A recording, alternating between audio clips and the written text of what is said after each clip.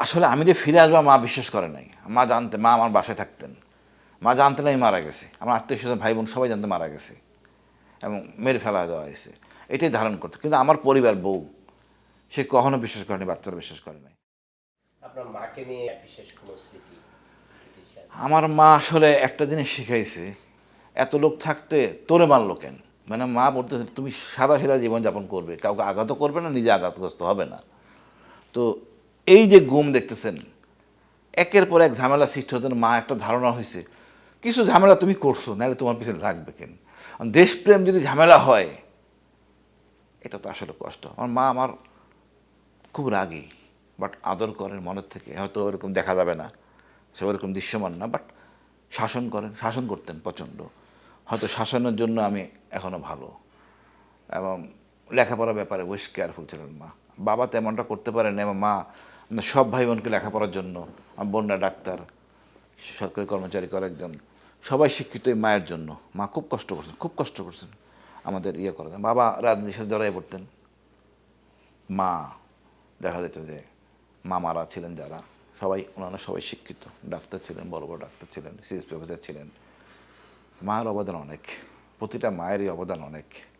কিরকম আপনি মনে করেন, আমি মনে করি আজকে যদি আমার মা এখনও জীবিত, সে আমার এই কষ্টটা দেখছে, ধারণা করছে যে তুমি কিছু ঝামেলা, এত অফিসার সেনাবাহিনী এত পরিচিত আমার, কেউ তো কারোর সাথে ঝামেলা হয় না, তোমার সাথে হয় কেন? তো মা হয়তো বুঝতেন সবই, তারপর তো মনে কর তুই চুপ থাকতে পারিস, যেটা সবাই বলে তুই চুপ থাক। আমি হয়তো চুপ থাকতাম না। মা কাছে খুব গর্ব, মা আল্লাহ কাছে শুক্রিয়া, আমার মা দেখে যেতে পারছে যে আমি অসৎ ছিলাম না। এবং একটা বিজয় পাওয়া, হাসিনার মতো ফেঁসে চলে যাওয়া, উনি সবসময় বলতেন থাকতে পারবে না।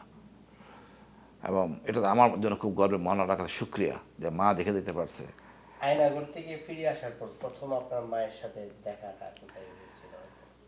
আসলে আমি যে ফিরে আসবো মা বিশ্বাস করে নাই। মা আমার বাসায় থাকতেন।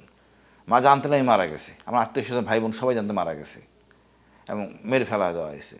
এটাই ধারণ করতো। কিন্তু আমার পরিবার বউ সে কখনো বিশ্বাস করেনি, বাচ্চারা বিশ্বাস করে নাই। মায়ের সাথে সম্পর্ক খারাপ হয়ে যায় আমার বাচ্চাদের, এখনও সেটা ফুল রিকভারি করে নাই। এরাও মেনে নিতে পারতেছে না।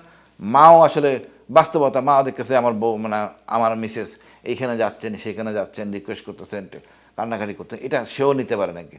আল্লাহকে কাছে কান্নাকাটি করো, মানুষের কাছে যাইও না, মা বলতেন এটা।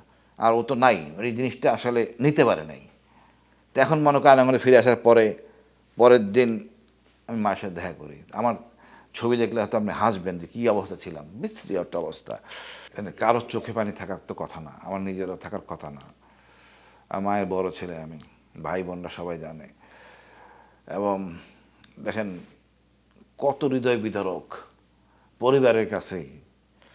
আমি যখন মায়ের কাছে যাই, মানে ঢাকায় থাকে, মায়ের সাথে দেখা করি, প্রতি মাসে একবার চেষ্টা করি যাওয়ার জন্য। খুব কষ্টের আসলে। সবটাই তো কান্নায় ভেজা। এই কান্নার মধ্যে আছে আবেগ, আদর, প্রত্যাশা। তারপর মহান আল্লাহর কাছে শুকরিয়া আমি জীবিত। যারা ফিরে আসে নাই, মায়ের ডাক, আমার খুব কষ্ট হয়। তারা আমার জিজ্ঞেস করে যখন কেউ, আঙ্কেল আমার বাবাকে দেখছেন কিনা, কি উত্তর আছে বলেন? কোনো উত্তর নাই, মাথা নিচু হয়ে আসে। এমন একটা জাতি, মানে এক জাতির দেশ, একটা লোক মারা গেছে না জীবিত আছে তা বলতে পারতেছি না। পাকিস্তানকে এটা করছিল, যার কথা বলে আজকে আমরা যুদ্ধ করলাম, কী লাভটা হইল? একটা ভিনদেশি লোক গালি দিতে পারে দুইটা, মানা যায়, আর স্বদেশি গালি দেওয়ার কাম্য না।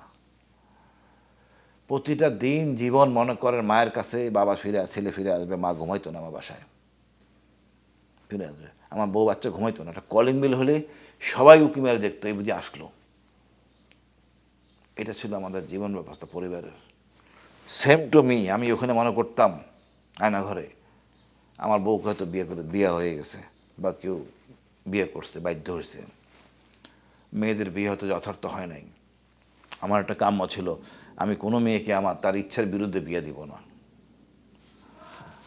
এবং সেটার জন্য আমি চেষ্টা করতাম যে সেটা মনে হবে না। অনেক সময় বাধ্য হয়ে অনেক কিছু করতে হয়। আল্লাহর কাছে বলতাম, আল্লাহ তুমি ন্যায় বিচার করো।